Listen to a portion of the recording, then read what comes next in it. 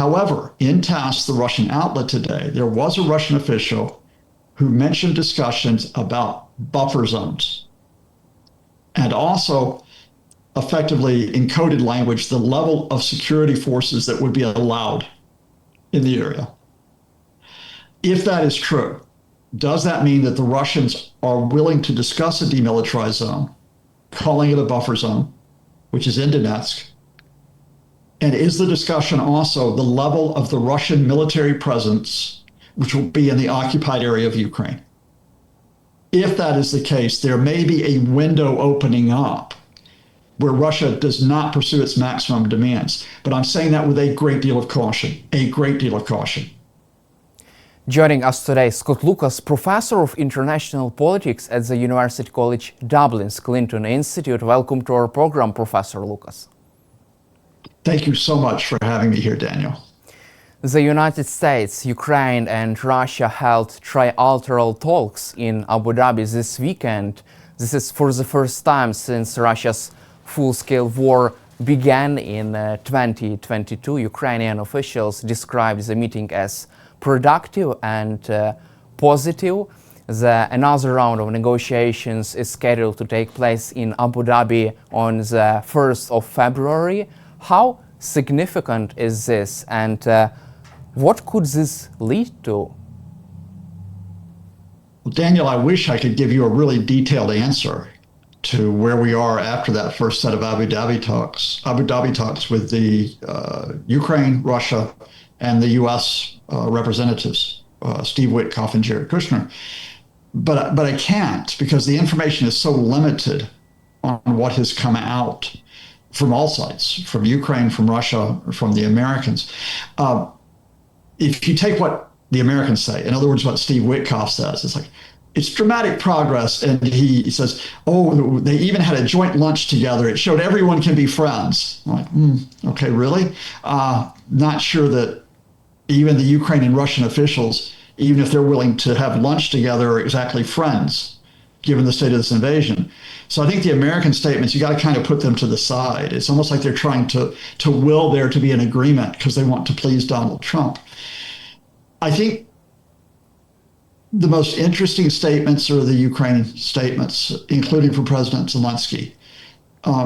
He just issued an update on social media in the last hour, and he said, and I think this is the key sentence, complex issues that were unresolved were discussed. And you'll notice that he said discussed, but he did not say they were agreed. And when we talk about complex issues, I think we know going into these discussions that Zelensky said the most difficult issue was territory, and specifically the status of the Donetsk region in the east. So my reading of that, and you can help me out here because you watch Zelensky closely, but my reading of that is that he is effectively saying that the territorial issue is discussions are ongoing, but we don't have agreement. Now, on the one hand, you can say, oh, don't have agreement.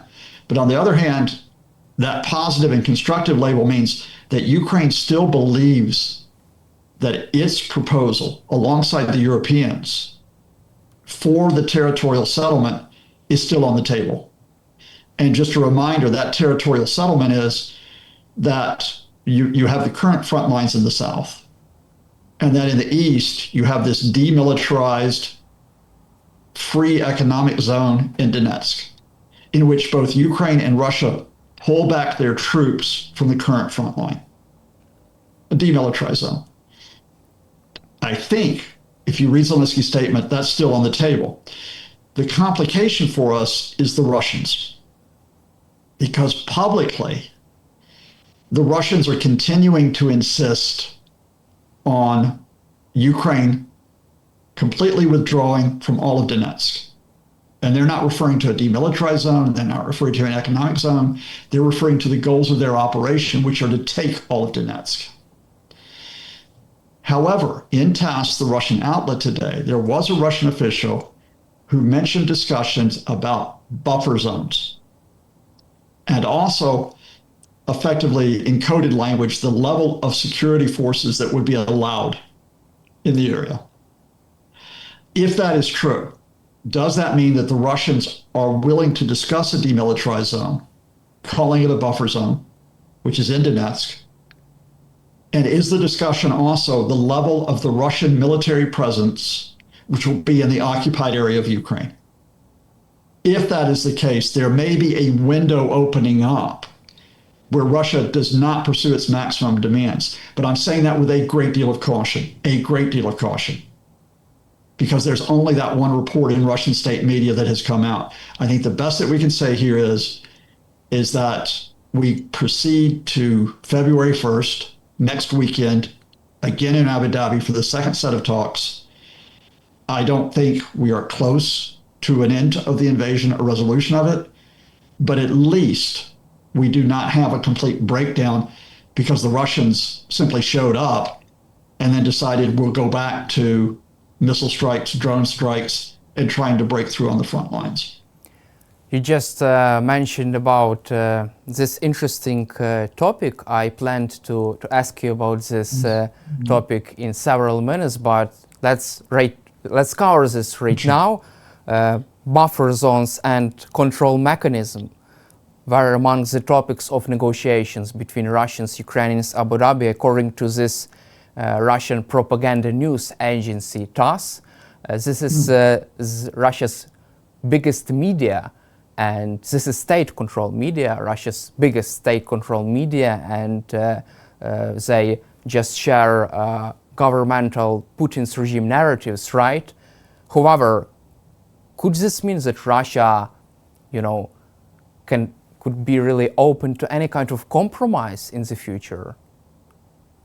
We need more signals. We need more signals, Daniel, because up until that announcement in Russian state media, I had seen no signs that the Russians were going to back off their demands.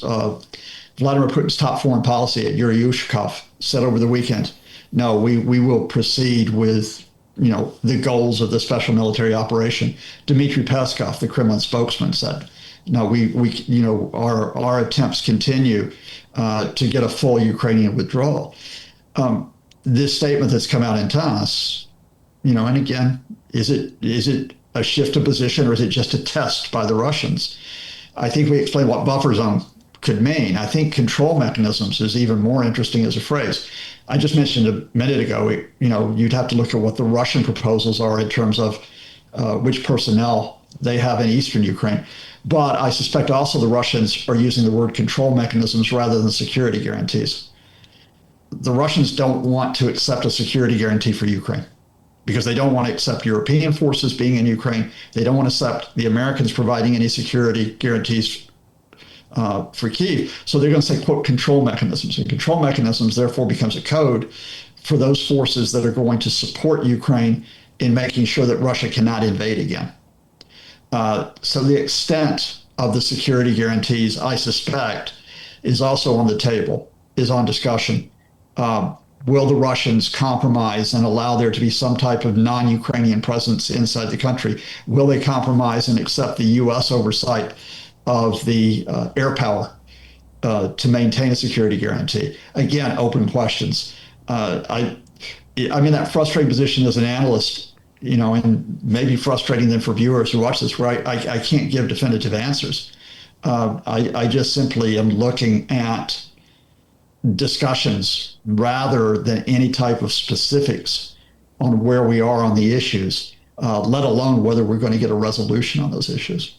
Also, there was another statement, news report by this TASS news agency, right, day before or during the day of this first day of negotiations. TASS reported that, quote, Russian negotiators were trying to reach a compromise, and the aim of this talks was to reach any kind of compromise. So probably they just began to talking about compromises.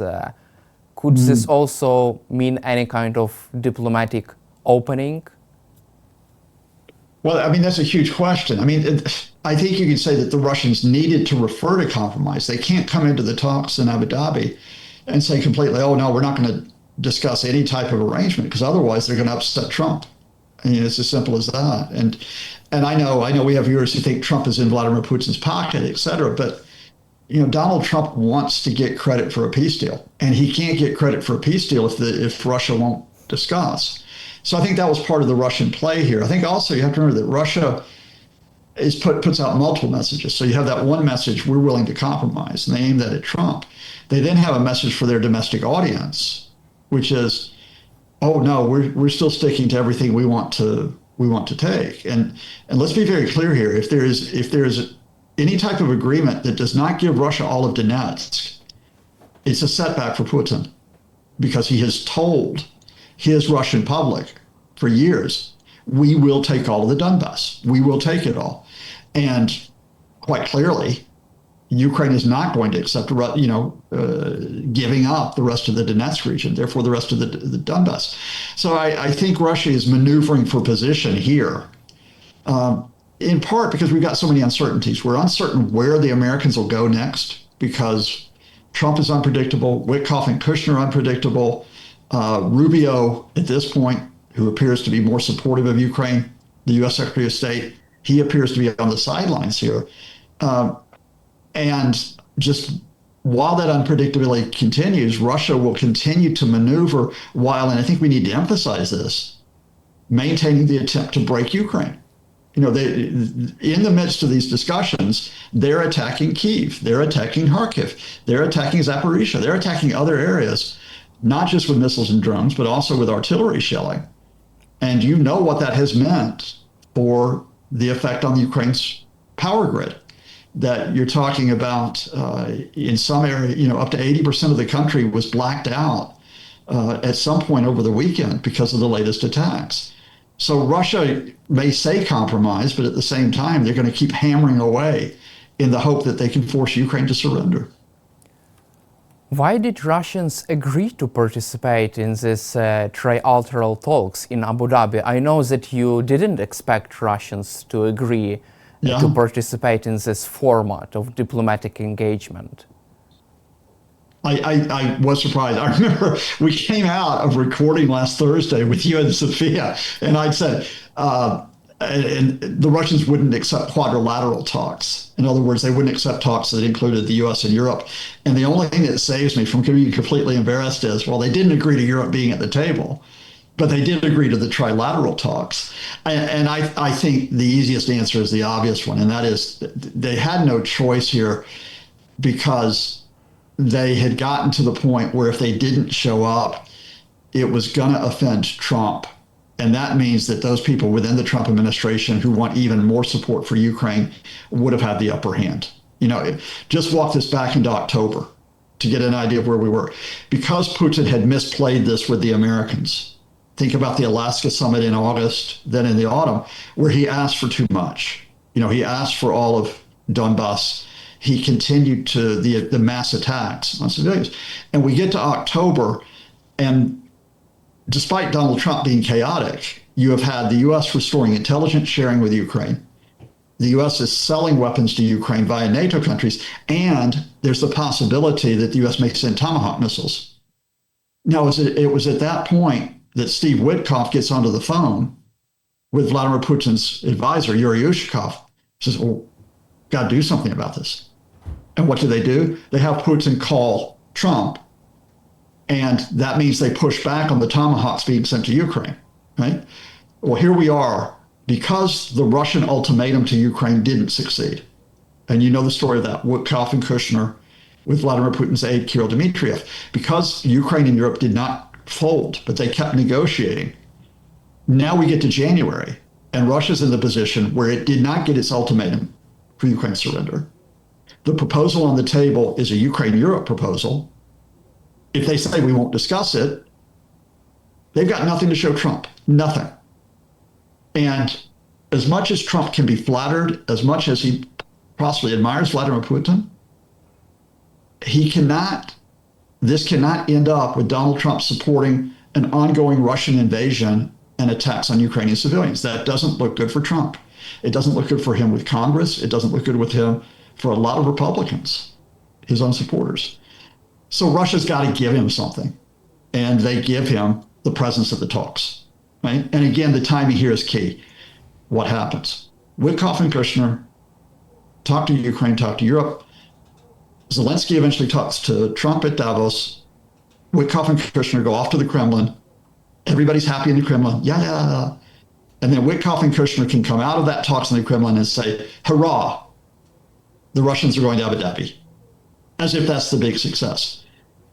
Well, where this is all going to come undone, Daniel, is when we get to a point of meaningful, detailed arrangements, and they go on the table, and Russia has to say yes or no. And that's going to be the point where we see this goes, because I don't think Russia is going to accept meaningful security guarantees for Ukraine, and I'm not sure they're going to accept any arrangement that doesn't effectively give them the chance of getting all of the Donbass. So can they get Trump to allow them to do that? Can they do that? We're not there yet. But that's going to be the question down the road. Why are Americans so positive? If you read this Axios article about negotiations, right after reading this article, you can feel this, hopes from Steve Witkoff probably about reaching a deal. If you read this article, then you will probably begin to think maybe we are close to deal, right? Because they're so positive, they have also hopes. I will just quote some interesting pieces. At the end of the second day of talks, the three teams sat together for joint lunch. Quote, there was a moment that everybody looked almost as they were friends. I had a sense of hope, US officials said. Do you feel that this was probably Steve Witkoff? And another interesting moment, quote, both Putin and Zelensky agreed to send their negotiators. It shows they believe progress is being made, one official told Axios. Who are these officials? Okay, let me tell a story. We like stories here, right? The first here is, you know Americans, you visit American, and you get a type of American which is, we're going to do it. We're going to do it. Yay. And in Trump land, that's all around his ghost-written autobiography, The Art of the Deal, right? We can get a deal on anything. And Witkoff has been running with Trump since the 1980s. He's a real estate developer. He's not a diplomat. He's not a political analyst. He's not even really, as it were, an economist as such. So he's there as a real estate developer, and he's like, I'm going to get a deal. I'm going to sell this house. I'm going to purchase this plot of land. And he takes that attitude when he goes in, whether he's talking to Ukraine or whether he's talking to the Europeans or whether he's talking to the Kremlin. Jared Kushner, who's the second official who will be in that Axios article, he's the same way. We're going to get around the table and everybody's going to profit from this. We're going to get great economic projects. Yay, everybody, we're going to get great economic projects. And the Russians have always exploited that. They've always exploited that by saying, when this invasion's over, in other words, we get what we want, we're going to get all these economic projects. And Witkoff has bought that every time. Every time he goes to the Kremlin, he comes back and talking like that. Okay. He goes to the Kremlin before the talks in Abu Dhabi, and Putin flatters him, and Kirill Dmitriev is there, and they just keep like, yay, it's great. We love you. You're wonderful, Steve Witkoff. You're wonderful, Jared Kushner. We're going to get great deals. We see great things happening together. And then when they meet the people in Ukraine, the Ukrainians at the table in Abu Dhabi, and you get to the really serious issues that you and I are trying to work through, you don't have an agreement there. But just because they have agreed to talk, Witkoff's like, this is working. This is absolutely working. And it was absolutely Steve Witkoff that put out that nonsense statement, which was they sat down at lunch. They were almost like friends. In his defense, it reminded me of something that a guy named George W. Bush, who used to be president of the United States, he said more than 20 years ago when he met Putin for the first time. In fact, I think it was 2001, before 9/11, and he said, "Oh yeah, I looked into his soul. He looked into Vladimir Putin's soul, right? That there was some type of connection there." Daniel, you and I know that Ukraine is not looking for personal connections. Russia's not looking for personal connections. They're not looking to be friends. They're looking to get the best possible position they can get out of these talks. But Witkoff doesn't think that way. If you really were thinking that way, You have to be thinking very pragmatically about whether you can get these negotiations to the point of there is a win-win, or at least that one side doesn't lose too much. And that is not a real estate deal. That's not what's happening here, because Russia is going to take some Ukrainian real estate. Regrettably, Russia is going to occupy some Ukrainian land. So the goal here is make sure they don't occupy too much of it and they don't keep the rest of Ukraine weak.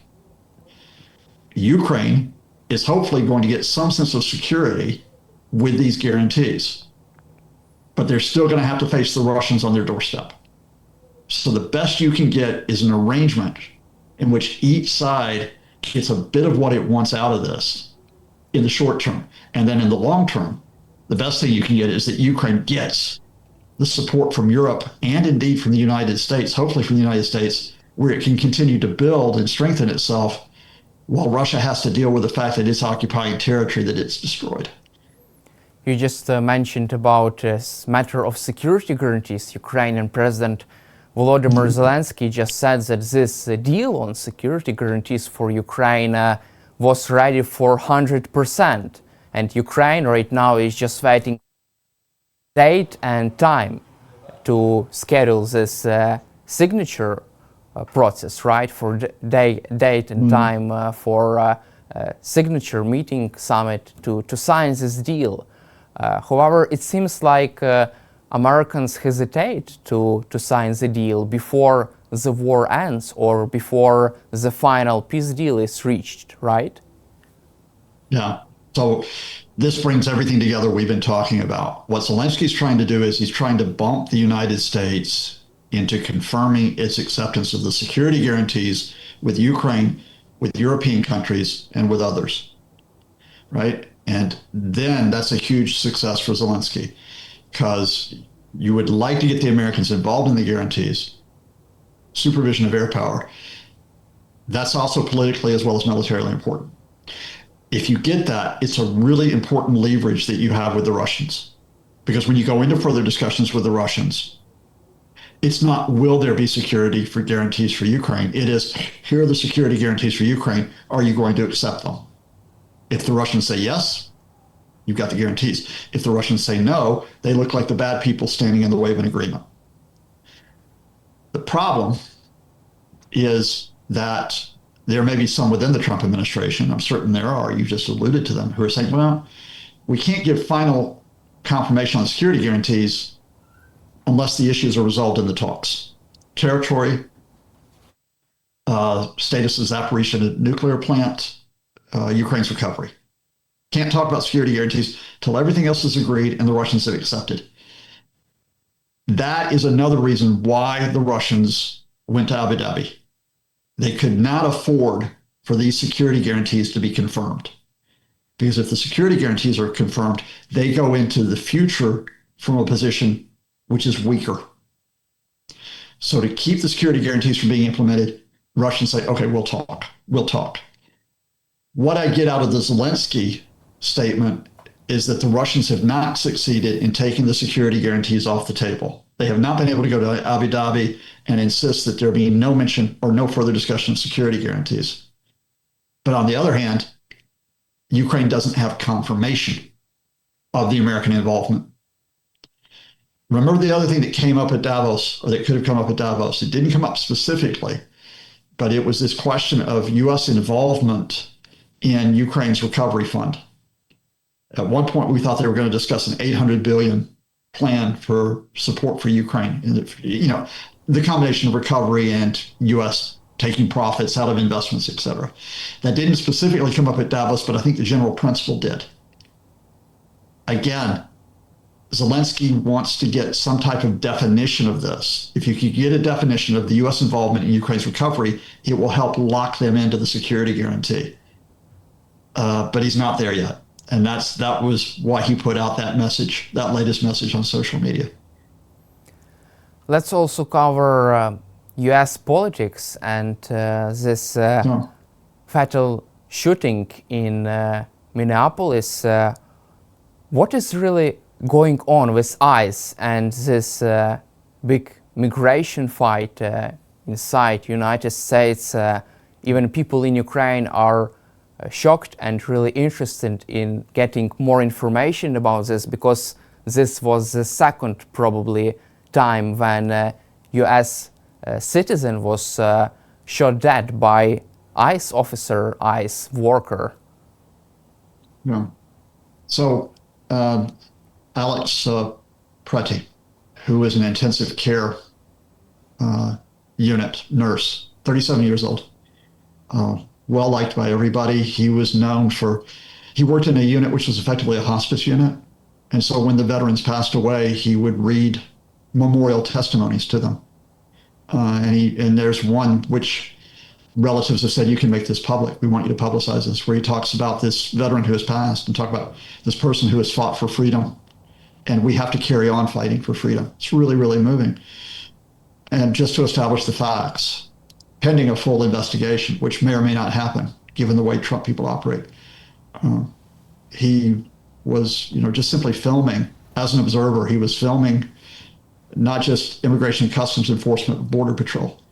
And you do that, and you can understand in Ukraine why you do that. You do that because you document people, so that you document if abuses take place. Well, he was filming them. He was not obstructing them. But when ICE and Border Patrol assaulted a woman, another observer, they were pepper spraying her and beating her. He went in to intervene. That's when they surrounded him and they began to beat him, knocked him to the ground. He still has just simply his phone in one hand, and the other hand has nothing in it.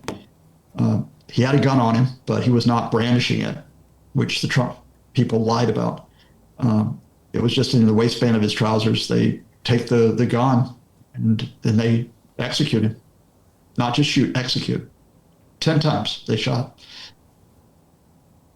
I'll tell you that story a bit, just because I think the personal has to be brought here, that this was a man who was killed for no reason, in cold blood. And to highlight how far the Trump people would go when they immediately lied that he was a domestic terrorist who was supposedly about to massacre officers. Because there is a personal story here, there's a community story here that ICE and Border Patrol, ICE alone has 3,000 agents now in Minnesota. That's 5 times the size of the Minneapolis police force. They're operating without legal authority and operating without legal accountability when they harass, intimidate, detain, beat up, and now kill people, some of whom are U.S. citizens, some of whom are migrants.